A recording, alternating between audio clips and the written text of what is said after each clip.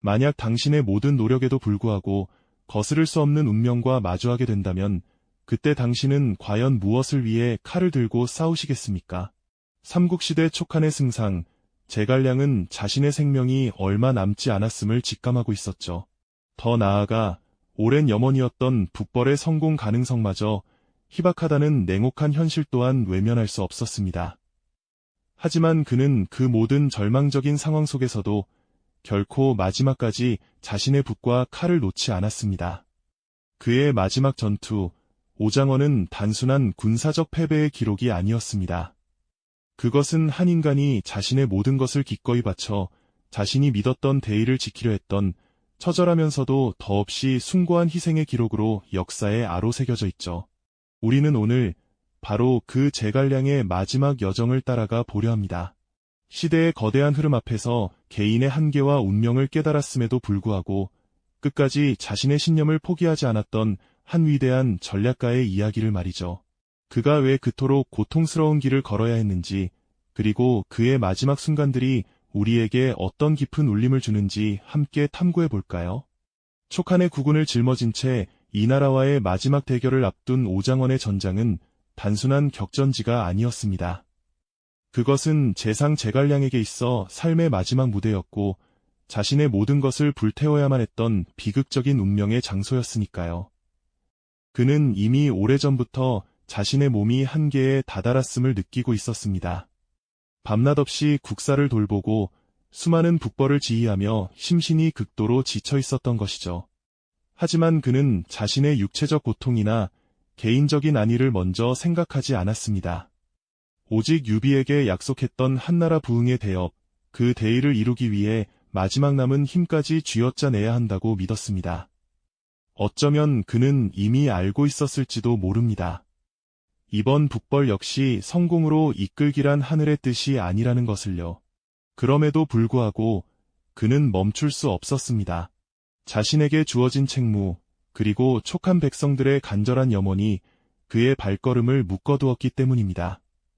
오장원의 진을 친 촉군은 이 나라 대장군 사마이가 이끄는 대군과 대치하며 팽팽한 긴장감 속에 있었습니다.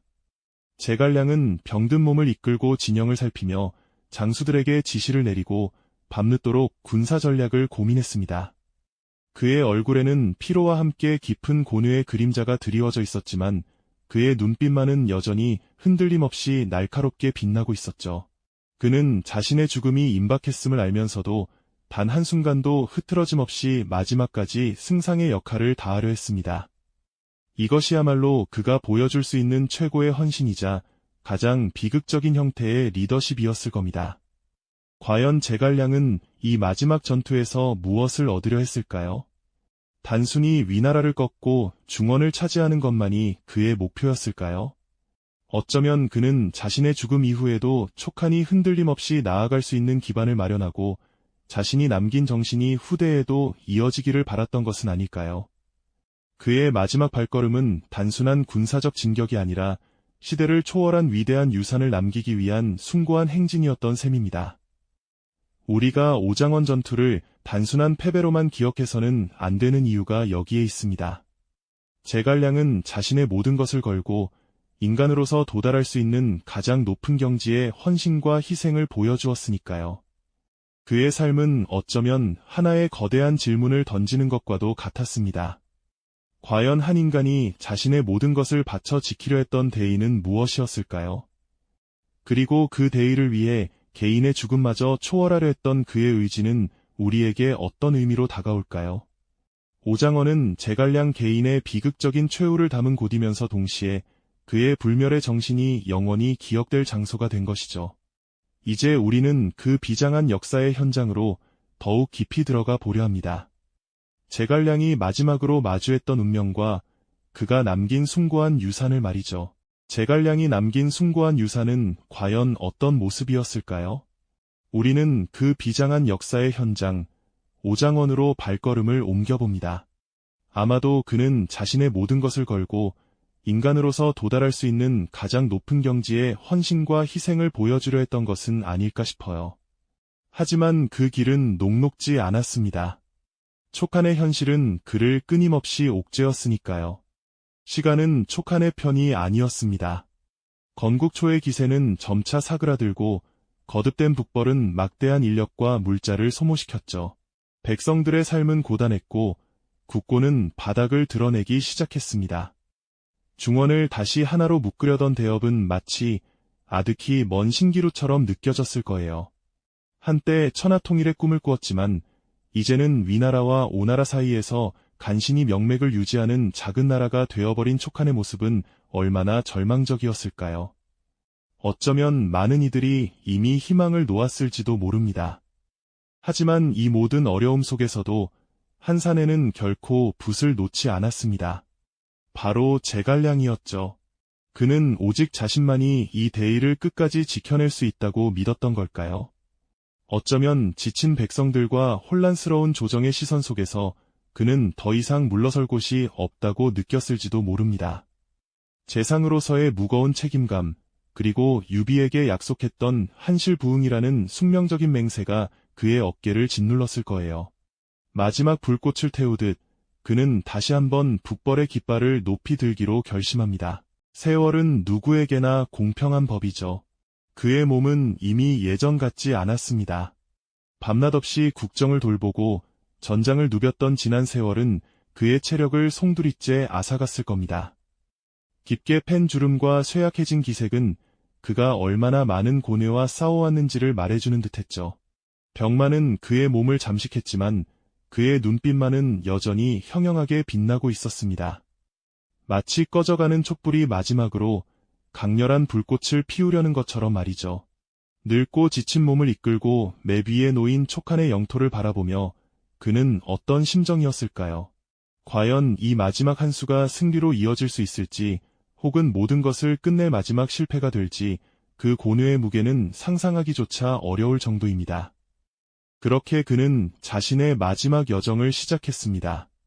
대장군의 깃발 아래 촉한의 정예 병사들이 굳건히 그의 뒤를 따랐죠. 하지만 그 웅장한 행렬 속에는 왠지 모를 비장함과 쓸쓸함이 함께 스며들어 있었을 겁니다. 수많은 백성들의 불안한 시선 속에서 제갈량은 오장원이라는 이름의 평야로 나아갔습니다. 그곳에서 그는 또 다른 숙명의 상대를 마주하게 됩니다. 오장원 평야는 거대한 체스판처럼 변했습니다. 촉군의 앞을 가로막은 것은 위나라의 대군, 그리고 그 중심에는 제갈량의 오랜 숙적, 사마이가 버티고 있었죠. 사마이는 제갈량의 뛰어난 지략을 너무나도 잘 알고 있었습니다. 그래서 그는 정면 대결을 피하고 마치 거대한 성벽처럼 굳건히 진영을 구축했습니다. 촉군의 온갖 도발과 기발한 계책에도 불구하고 사마이는 굳게 문을 걸어 잠근 채 꿈쩍도 하지 않았죠. 시간은 위나라의 편이었고 사마이는 그 사실을 누구보다 잘 알고 있었습니다. 그의 전략은 인내와 방어, 오직 그것뿐이었으니까요. 길고 지루한 대치는 제갈량의 육체를 더욱 갉아먹었습니다. 촉군의 진영한 막사 깊은 곳에서는 늙은 재상이 병상에 누워 지도를 응시하고 있었죠. 창백한 얼굴 위로 깊은 고뇌의 그림자가 드리워져 있었지만 그의 손은 붓을 놓지 않았습니다. 매일같이 쏟아지는 전황 보고와 다음 수를 고민하는 그의 모습은 처절하기 그지없었습니다. 사마이의 끈질긴 수비에 막혀 제갈량의 기발한 전략들은 번번이 허사로 돌아갔습니다. 마치 거대한 벽에 부딪히는 파도처럼 그의 지략은 더 이상 전세를 뒤집지 못하는 듯 보였어요. 시간은 촉한에게도, 그리고 제갈량 개인에게도 점점 더 잔인해지고 있었습니다. 그의 생명력은 마치 꺼져가는 등불처럼 오장원의 바람 속에서 이태롭게 흔들리고 있었던 겁니다. 하지만 그는 마지막 순간까지 희망을 놓지 않았습니다. 병든 몸을 이끌고 지도를 펼치며 다음 수를 고민하던 그의 눈빛은 여전히 타오르는 불꽃처럼 강렬했습니다. 과연 제갈량은 이 절망적인 상황을 뒤집을 마지막 비책을 찾아낼 수 있었을까요? 아니면 그의 생명은 오장원의 차가운 바람 속에서 서서히 사그라들고 말까요?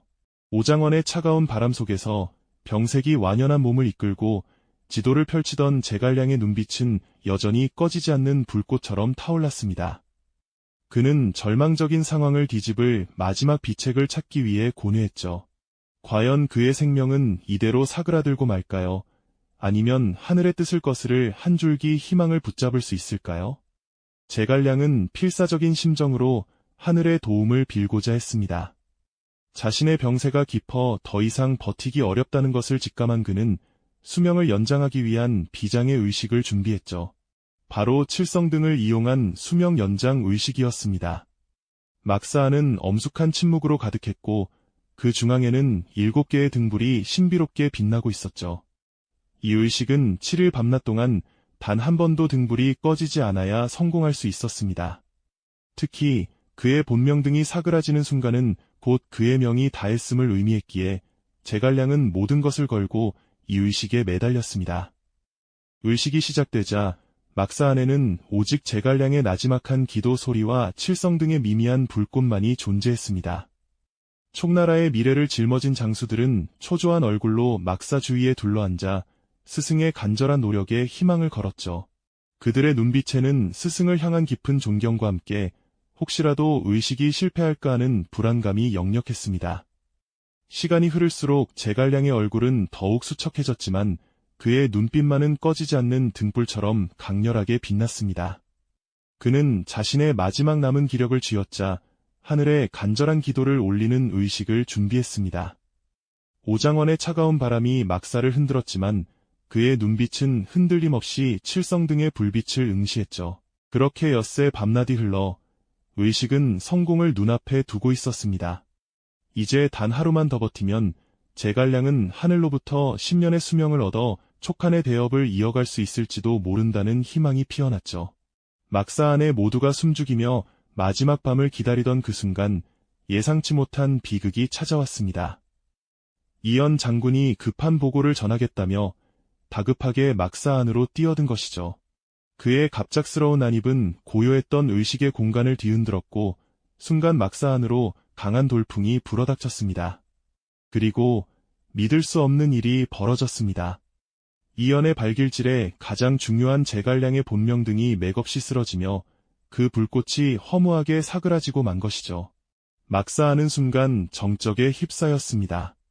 모든 장수들의 얼굴에는 절망과 경악이 교차했고 그들은 차마 고개를 들지 못했습니다.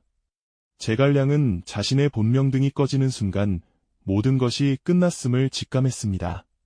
그의 얼굴에는 일말의 분노 대신 비극적인 숙명을 받아들이는 체념의 빛이 스쳤습니다. 그는 이미 오래전부터 자신의 운명을 예견하고 있었던 것일까요? 모두가 망연자실한 가운데 제갈량은 고통스러운 몸을 이끌고 붓을 들었습니다. 그의 손은 떨렸지만 붓끝은 흐트러짐이 없었습니다. 그는 담담하게 자신의 마지막 유언과 촉한군이 안전하게 퇴각할 수 있는 치밀한 전략을 써내려갔습니다. 그 안에는 자신의 죽음 이후에도 촉한이 나아갈 방향과 사마이의 추격을 따돌릴 기상천외한 계책들이 담겨 있었죠. 이 순간에도 그는 오직 촉한의 안위와 백성들의 평화를 생각했습니다. 자신의 죽음을 슬퍼할 겨를도 없이 마지막까지 대의를 위해 모든 것을 바치려는 그의 헌신적인 모습은 장수들의 가슴을 깊이 울렸습니다. 제갈량의 마지막 필적은 단순히 죽음을 앞둔 한 인간의 유언이 아니었습니다. 그것은 한 나라의 운명을 책임졌던 재상의 마지막 전략이자 자신의 생명을 초월하여 후대를 위한 길을 열어주려는 위대한 희생의 기록이었죠. 막사 안에는 슬픔과 비장함이 뒤섞인 무거운 공기가 감돌았습니다. 장수들은 스승의 마지막 가르침을 경청하며 그의 뜻을 이어받아 반드시 촉한을 지켜내리라 다짐했습니다. 이 비극적인 순간에도 제갈량은 흔들림 없이 자신의 소명을 다하려 했던 것입니다. 그의 생명은 오장원의 차가운 바람 속에서 서서히 사그라들고 있었지만 그의 지혜와 정신은 영원히 촉한의 역사를 밝히는 등불이 될 것이었습니다.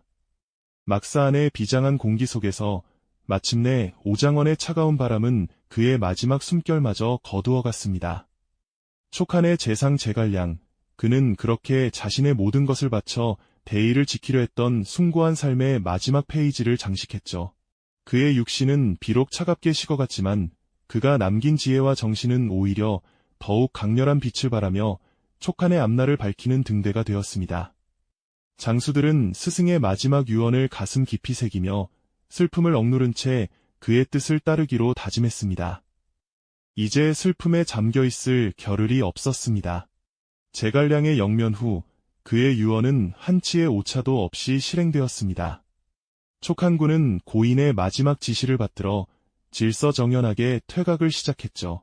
병사들은 재상의 시신이 안치된 수레를 중심으로 마치 살아있는 제갈량이 지휘하는 듯한 일사불란한 움직임을 보였습니다. 군수물자는 물론 병력 배치와 이동 경로까지 모든 것이 그의 치밀한 계획 아래 완벽하게 이루어졌습니다. 이 비극적인 순간에도 촉한의 군대는 흔들림 없이 움직였고 그 모습은 적군에게조차 깊은 인상을 남겼을 겁니다.